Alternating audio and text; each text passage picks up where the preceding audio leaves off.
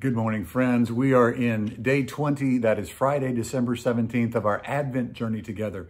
We are focusing in on Isaiah chapter 9, verse 6. It's those wonderful titles that Jesus is going to reveal about God as the Messiah as he comes to this earth. And we are celebrating those things and reflecting on them during these weeks coming up to Christmas.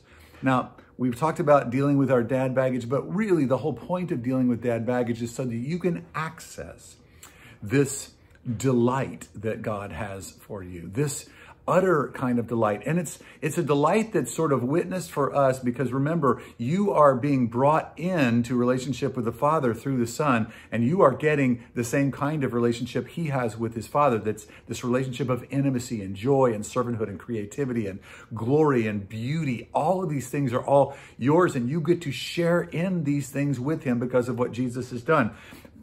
Big deal is that the Father delighted in Jesus. And there's a picture of it when Jesus is being baptized. When he comes to John and says, I must be baptized in order to fulfill all righteousness, to identify fully with these human beings that I'm part of.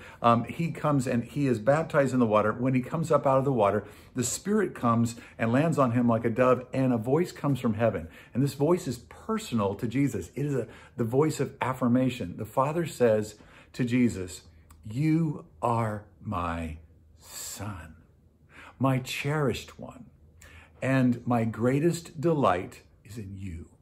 You are my Son, my cherished one, my beloved one. I am crazy about you. My greatest delight is in you." Jesus is receiving from his Father this kind of delight. At different points in time of Jesus' earthly life, we see these pictures in. These are pictures now of what you have with the Father, that he wants to give you that kind of delight. Now, think about it. What happens when your dad delights in you? You start to light up. It causes a freedom and a confidence and a wonder and a sense of adventure to come into you.